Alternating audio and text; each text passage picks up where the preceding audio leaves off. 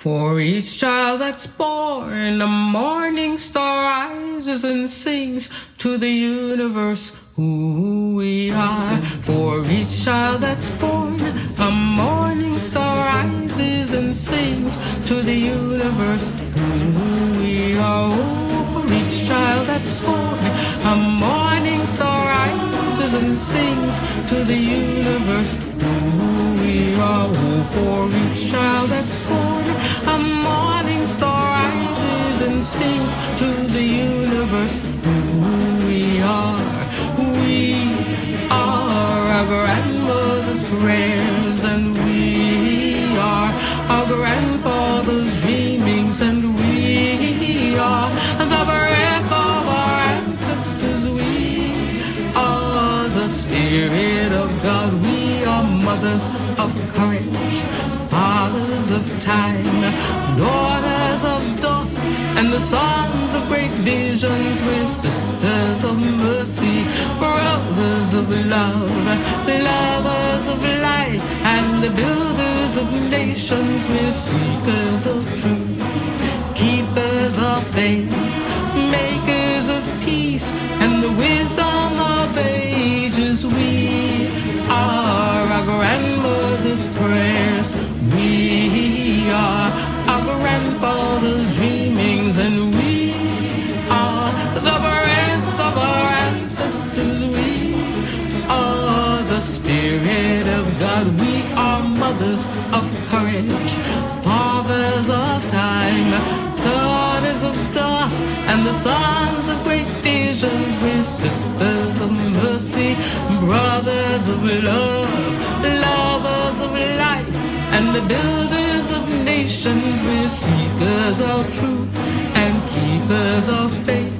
We are makers of peace and the wisdom of ages. We are our grandmother's prayers. We are our grandfather's dreamings, and we are the breath of our ancestors. We are the Spirit of God.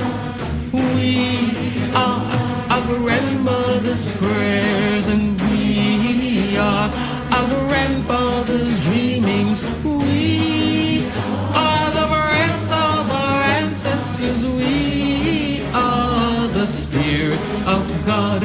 For each child that's born, a morning star rises and sings to the universe who we are.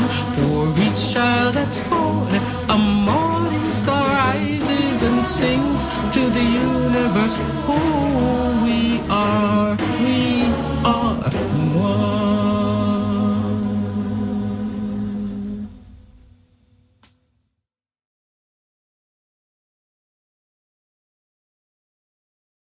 We are our grandmother's prayers, and we are our grandfather's dreamings, and we are the breath of our ancestors. We are the Spirit of God. We are mothers of courage. Welcome to online worship with the First Unitarian Church of Rochester. Our mission here is through spiritual connection and community. We listen deeply to others and ourselves, open to wonder and transformation, and serve together with love and humility. I'm Robert Dorso, youth group member, and leading worship today are my fellow youth group members Maya Waller, Maya Schwartz, Ben Joanna Cook-Milliman, Liam Berger, Jess Williams, Marco Hill, and Harley Pinto. Behind the scenes, our ushers and greeters are making things happen so that we can come together. We have a chat chaplain on hand if you're going through a hard time, or if you're worried about someone else, please feel free to reach out to them to connect with our pastoral care team.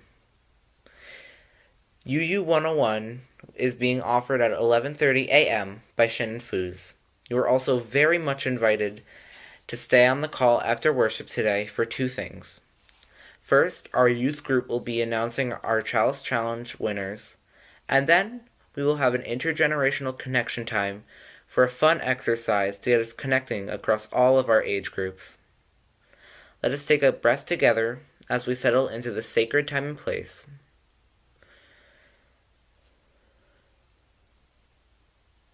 Please join Liam as he shares our chalice lighting words, first the adult words, and then the youth words.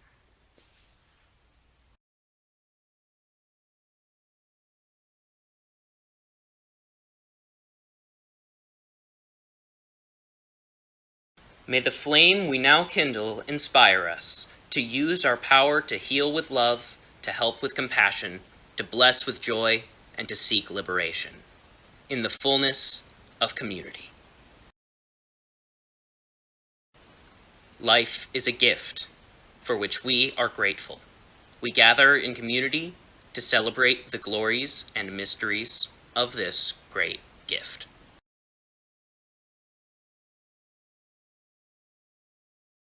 I am still young and obviously have decades to still learn, but one thing I have learned most is to embrace my imperfections.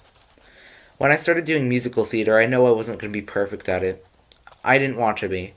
I wanted to have to put in work to get better. Sometimes it isn't fun to be good at something right away. So I worked to get better. I didn't score any leads until around my 6th musical, after a few years of practice and devotion. Now I'm working hard to still get what I want. I'm not perfect at it, but I laugh at my mistakes and move on from them. I choose to remind myself that my mistakes are nothing to be embarrassed about, and that they just prove I'm human. Life is short, and if you spend time trying to control the uncontrollable, you will spend more time crying than laughing.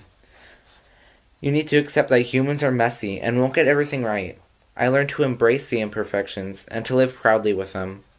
You can obviously change some of these imperfections, of course, but sometimes it's just best to leave them. People will still love and accept you, even if you do nothing about it. It is also nice to be vocal on your struggle with some. Maybe you can help someone with theirs. And isn't that why we come to church? To embrace our imperfections with an abiding love for ourselves and each other?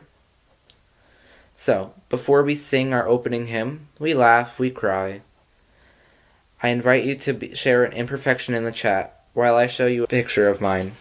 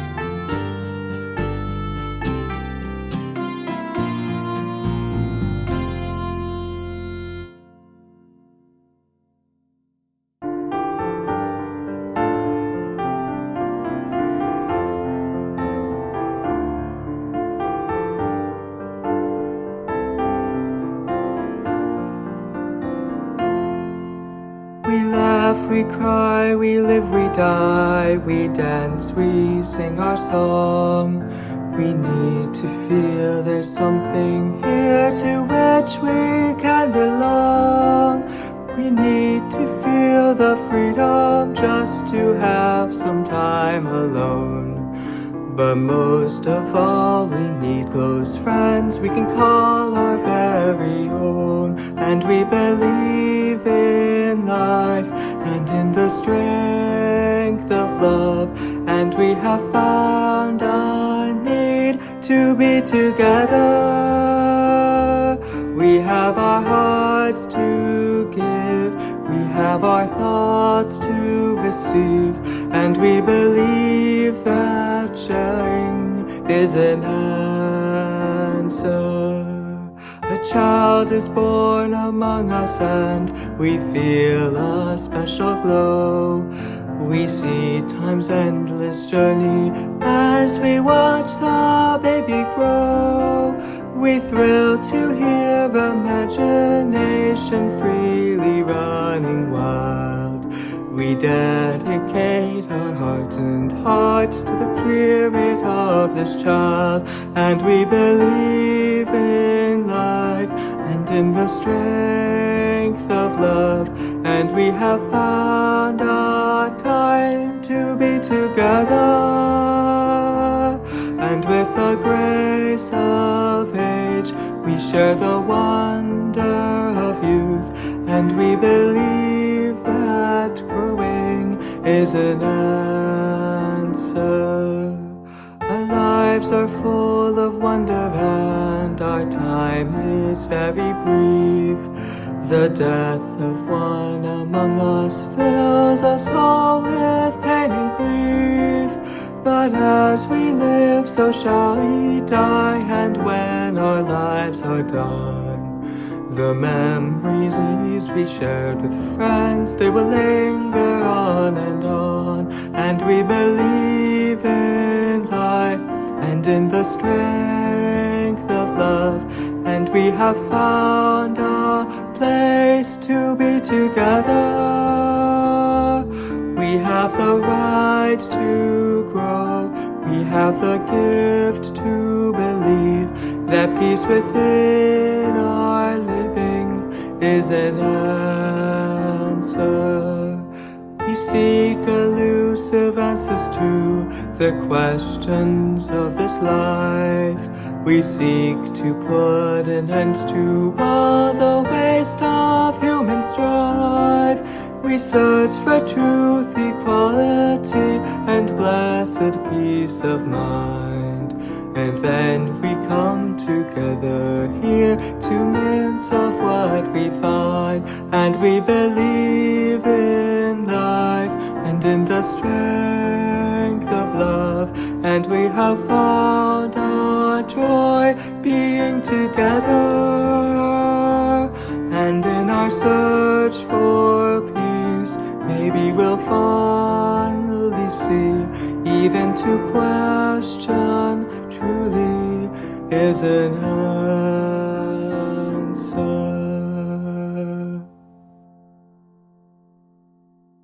Each week, members and friends generously contribute to our offering, which helps to sustain and grow our community. This collection supports the work and witnesses of our church, and each week we split this collection with the community organization. We give away 50% towards working to create a more just and loving world. This week, we are sharing the plate collection with the Women's Legal Action Project of the Judicial Process Commission. The Women's Legal Action Project helps formerly incarcerated women overcome barriers to employment by offering legal services and support, including correcting RIP sheets, achieving certificates of relief, and making referrals to education, training, and employment services. There are many ways to give, including Venmo and Simple Church. Our offering will now be received with gratitude. Thank you, everyone.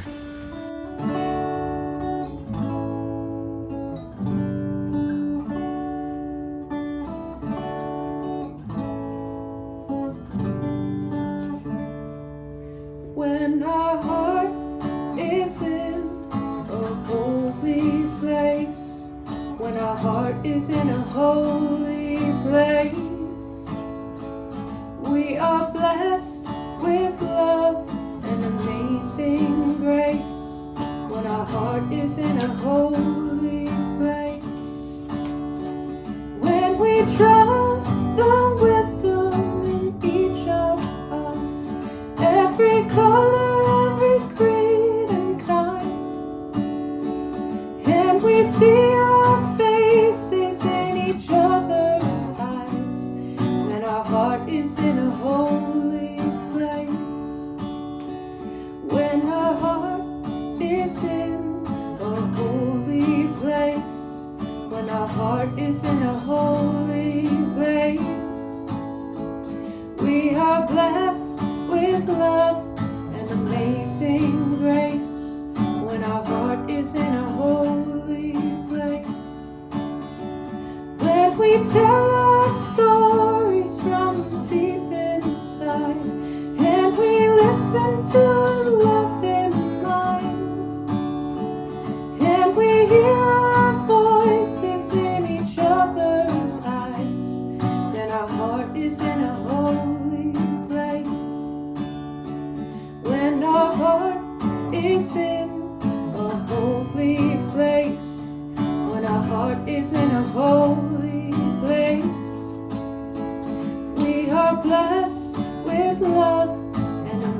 amazing grace, when our heart is in a holy place, when we share the silence of a sacred space, and the God of our heart stirs within, and we feel the power of each other's faith, then our heart is in a holy place. When our heart is in a holy place, when our heart is in a holy place, we are blessed with love and amazing grace. When our heart is in a holy place, when our heart is in a holy place.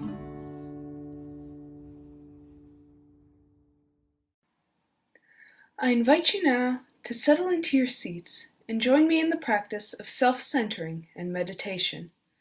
With this meditation, we will be using our senses to further connect with ourselves and the world around us. And while we are using our senses to look at the world around us, notice those things in a neutral way, just as they are. If you happen to be lacking a sense, that's fine. Just connect with the world using the senses you have. I want you to focus on your breath. Start breathing in through your nose and out through your mouth. It doesn't matter how fast you are breathing. Just make sure you have a steady rhythm. In and out. In and out. Now shift your attention to your eyes. Take a moment to look around you and notice 5 things you can see, or sense 5 things that may be in your space. You might take note of an item that is in front of you. You might notice a color or a shape. You might notice part of yourself. Do not judge these things you see or sense. Accept it just as it is. Now notice 4 things you can feel. You might start with noticing the surface you are standing, sitting, or lying upon. You might notice a nearby texture you can touch with your hands, or you might notice the feel of your clothing on your arms or legs. Now with your hearing or your sense of rhythms, gently shift your attention to 3 things you can hear. You may hear the sound of my voice, the ticking of a clock, the background sound of traffic noise, or even the rhythm of your inhales and exhales.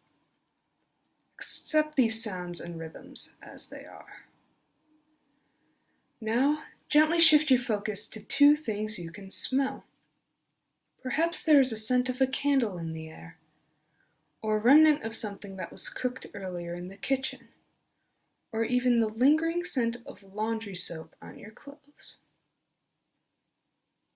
Finally, take a moment to notice 1 thing you can taste. If you have something to eat or drink nearby, take a bite or sip now. If not, perhaps there's a lingering taste of toothpaste or gum. And if not, just notice the unique taste within your own mouth. Now shift your attention back to the rhythm of your breathing. In and out. In and out.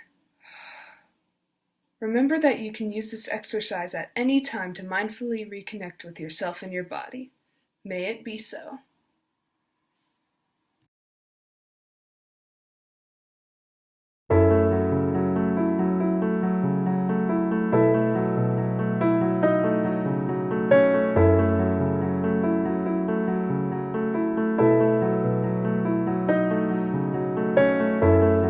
It's been a long, long time since I've memorized your face. It's been 4 hours now since I've wandered through your place. And when I sleep on your couch I feel very safe. And when you bring the blankets that cover up my face, I do love you, I do love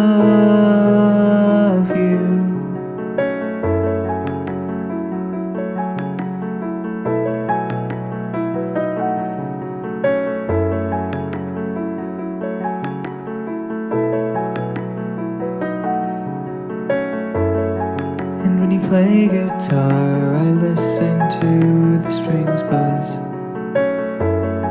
The metal vibrates underneath your fingers. And when you crochet, I feel mesmerized and proud. And I would say I love you, but saying it out loud is hard. So I won't say it at all. And I won't stay very long. But you are the life I needed all along. I think of you as my brother, although that sounds dumb, and words are futile devices.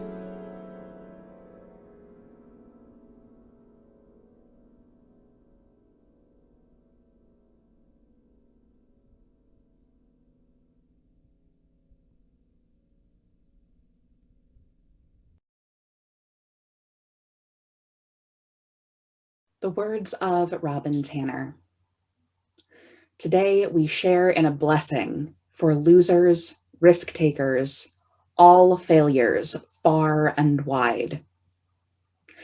Blessed are they who fall in the mud, who jump with gusto and rip the pants, who skin the elbows and bruise the ego, for they shall know the sweetness of risk.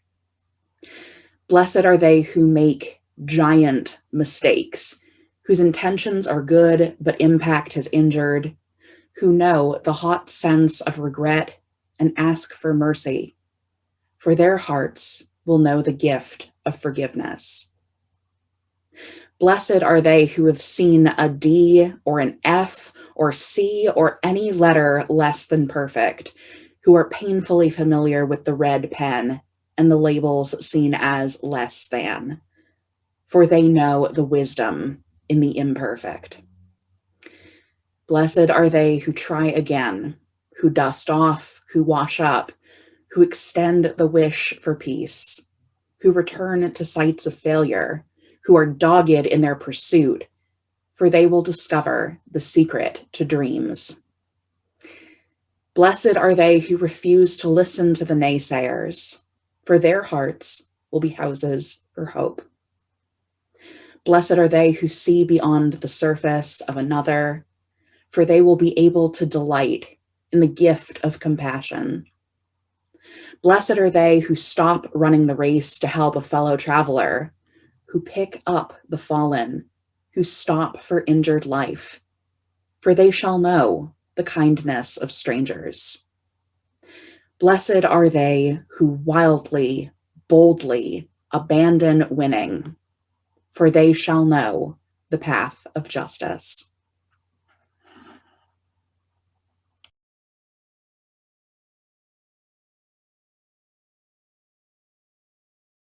One winter day, my friend and I were taking a walk in the park. Along the river, it was cold. It was snowy with a stiff breeze whisking through the air.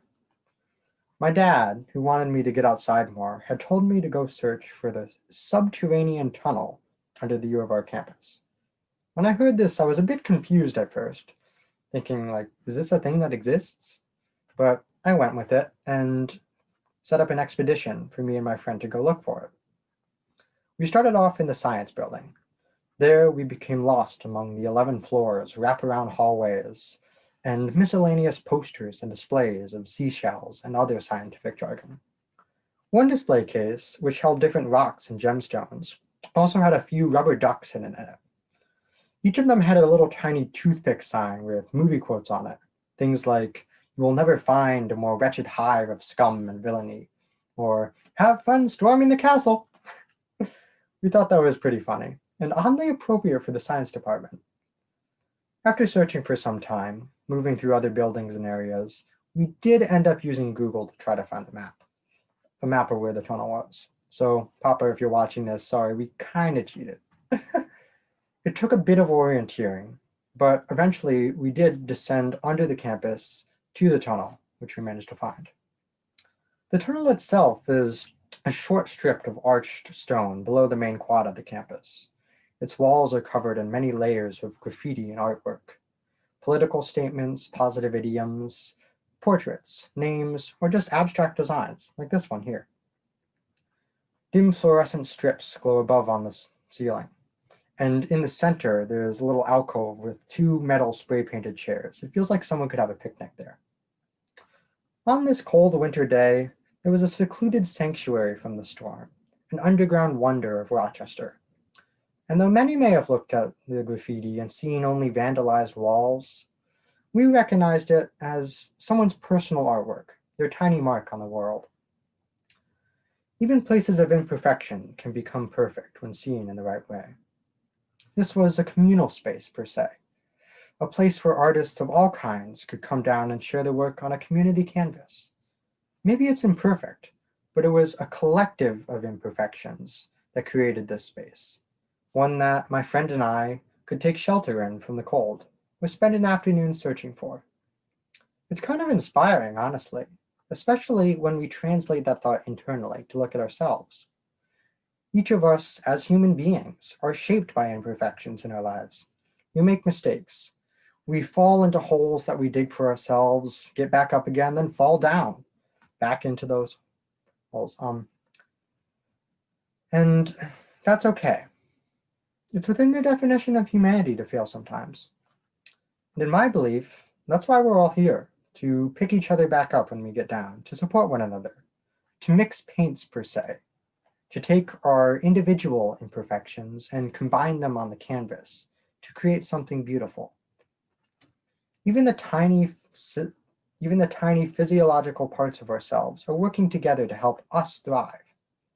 The neurons in our brain, they can't do much on their own, but when they work together and communicate with each other, they manage to create such extraordinary things as complex thoughts, decision-making, or simply guiding our feet to take us where we want to go during the day. Together, we've managed to create some pretty remarkable things too. Think about building skyscrapers, creating a society, or coordinating against a virus with vaccines that are rolling out as we speak. We're pretty amazing if you didn't know that already. And just like that underground tunnel, with its gallery of graffiti, we couldn't create these things without the assistance of each and every one of us. Everybody has a part to play. Each neuron in our brains, every person on this planet, we're all part of the interconnected web of life, right? Simply by existing, even with our imperfections, we have a space and a contribution. So, as you move through this month, as we as a community strive to abide deeply and endure through the hopeful outlet of this pandemic, or if you're just hoping to find some warmth in the world as the spring rolls in, know this: imperfections are okay. You are important. Yes. And we will literally make it through this together. Thank you.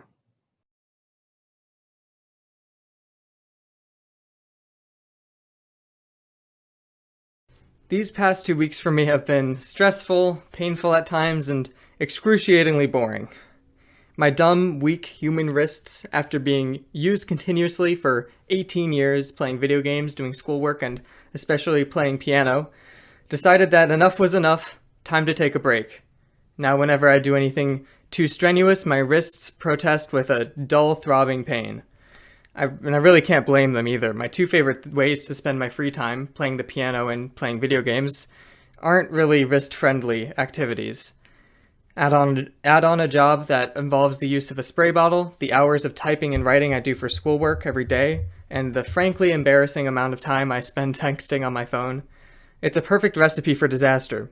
Now I can hardly do any of those things without my wrists hurting.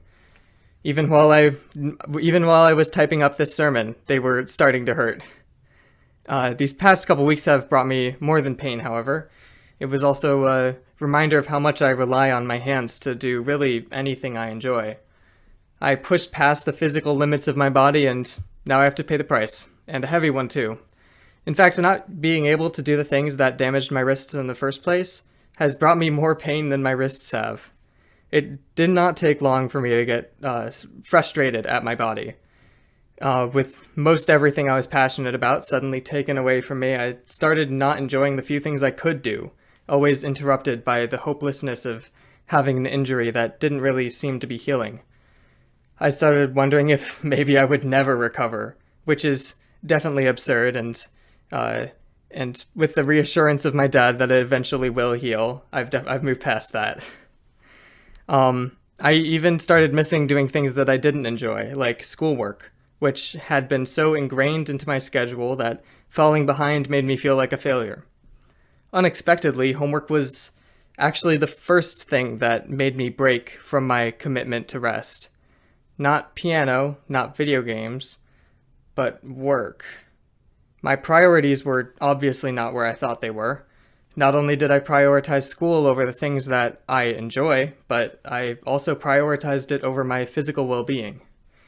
It made me reflect on how I've acted over the past few months, and past few years, really, pushing the activities I love and the people I love aside in order to satisfy my overbearing academic responsibilities and my perfectionism. Now, I've known about my perfectionist tendencies for years, and I also know how damaging it could be to my happiness and my relationships, but when it came to the point of actually working against my physical well-being, acting as somewhat of an addiction, it was a pretty glaring red flag. Pretty much all throughout high school, I've strived for perfection in my classes, my grades, my piano playing. I even play my video games to perfection. But at the end of the day, all that this perfection has brought me is a very anxious mind and 2 injured wrists. Now, I know this sermon is disorganized, a bit disconnected in areas, and pretty rough around the edges. What I would usually do is spend hours editing and revising it, but I think I should probably take my own advice and leave it as it is.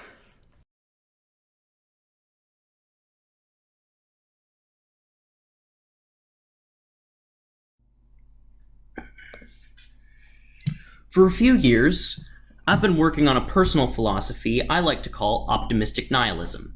It's even been brought up in other sermonettes I've done in the past. But a lot has happened since I last talked about it, and I thought I'd take some time to go over the new and updated version of my views. I think that nihilism gets a really bad reputation. Understandably, the idea that in the grand cosmic scheme of things, nothing really matters makes a lot of people uncomfortable and sad.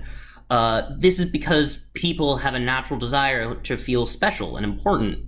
But in my educated opinion, the best people throughout history have been the ones who have come to the terms with the idea that they do not matter. Because oftentimes, the desire to matter, or to be important, drives people to attempt to be great instead of kind, and go down in history instead of help people. Let me put it this way. A lot of problems with society arise when people live their lives thinking of themselves as the main character in their own story. That line of thinking feeds the ego and justifies selfishness. When I contemplated this idea, I had an epiphany. If thinking of yourself as the main character in your own story creates problems, then perhaps the best solution is by viewing yourself as a side character in someone else's story. So instead of thinking about their relevance to your life, you think about your relevance to theirs. Who are you to them? A mentor? A best friend? An antagonist? I believe that this shift in mindset is an important step towards being the best person that you can be, and would urge all of you to try it and see how it affects your life. My point is that, at least in my experience, nihilism is an extremely humbling and strangely comforting ideology. The idea of a perfect paradise, whether it be heaven, nirvana, or Elysium, has just always felt wrong to me. Like, yeah, a world where nothing bad happens would be fun for like 8 years, but after an eternity, I could envision it getting really infuriatingly boring. And I could also see people being bad to each other just for the sake of something interesting happening. It's almost like solving problems is humanity's prime driving force, to the point that if there aren't any problems, they would start making new problems so that they could keep fixing things. Food for thought. I think that there is no natural morality woven into the fabric of the universe, but I find that freeing because if there's no objective truth, no golden standard of perfection to be pressured to work towards, the human race is free to find their own. And that's what makes humanity special. We need to use our special gifts, unique to us, to work towards a world that's safe for everyone to live their truth, instead of just being a bunch of animals motivated by the fear of death and boredom.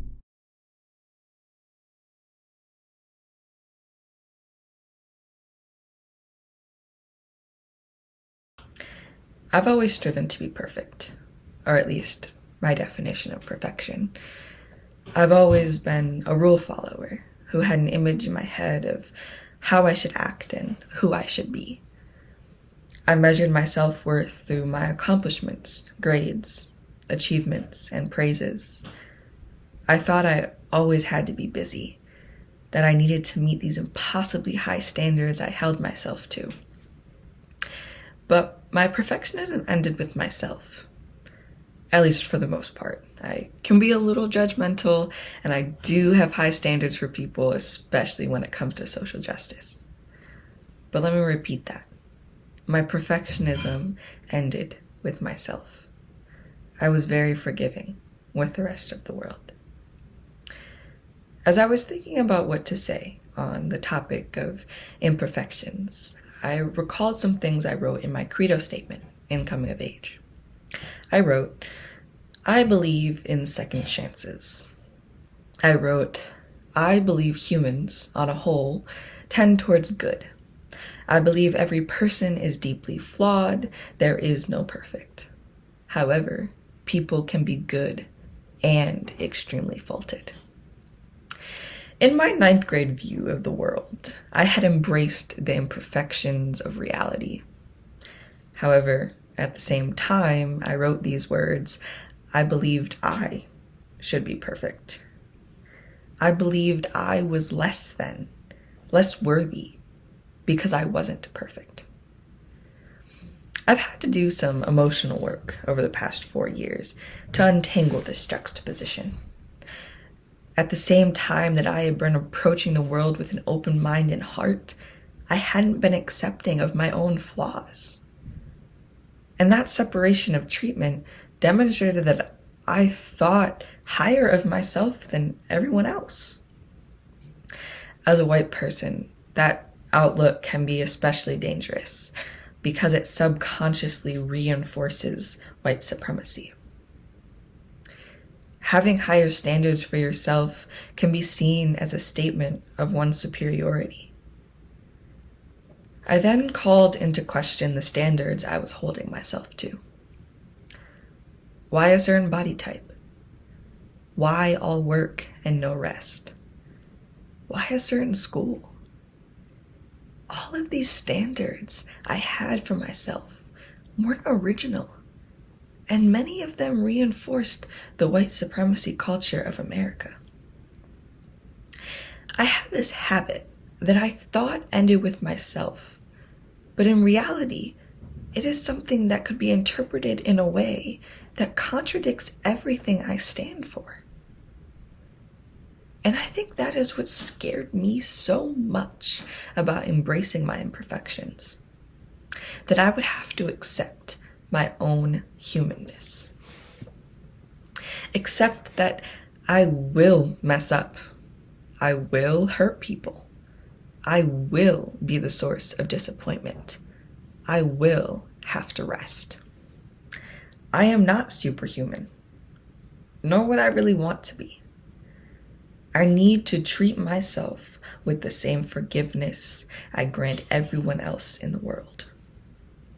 I need to be gentle and compassionate with my shortcomings the same way I would a stranger's.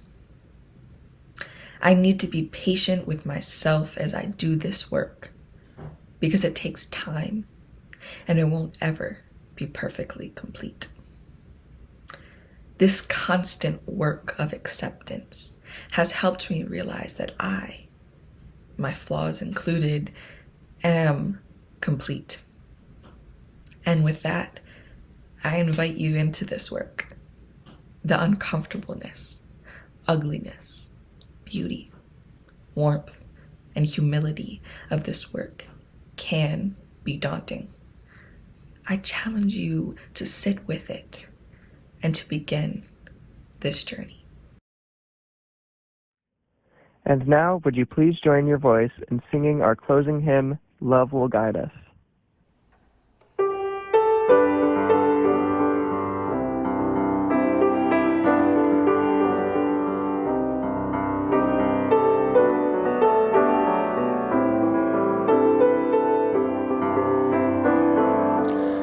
Love will guide us, peace has tried us, hope inside us will lead the way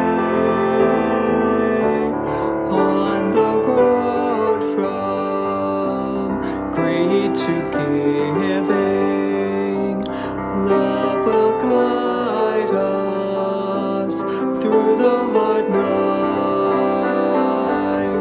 If you cannot sing like angels, if you cannot speak before thousands, you can give from deep within you.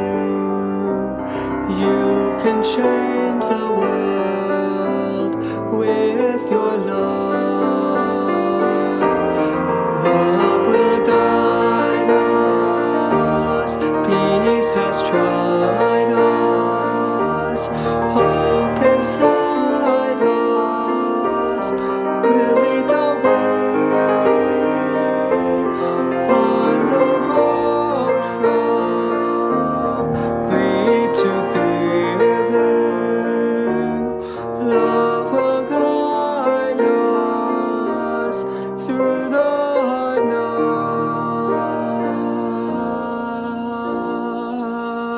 night. Please join me in unison for our chalice extinguishing. We extinguish this flame, but not the light of truth, the warmth of community, and the fire of commitment. These we carry in our hearts until we are together again. And now, if you will join me in a practice that we do at the end of every youth group meeting. Please cross your right hand over your left, like this, and imagine you're in a big circle with everyone on this call. Hold your hands there so that you know you are in the circle of love. Take a big breath together.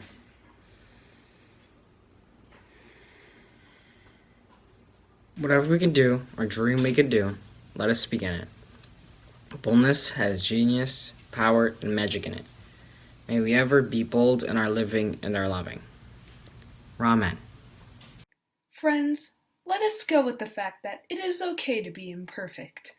Let us go with the facts that we laugh and we cry, and that we should take life as it is. Live life the way you want to, knowing that perfection doesn't need to be the goal.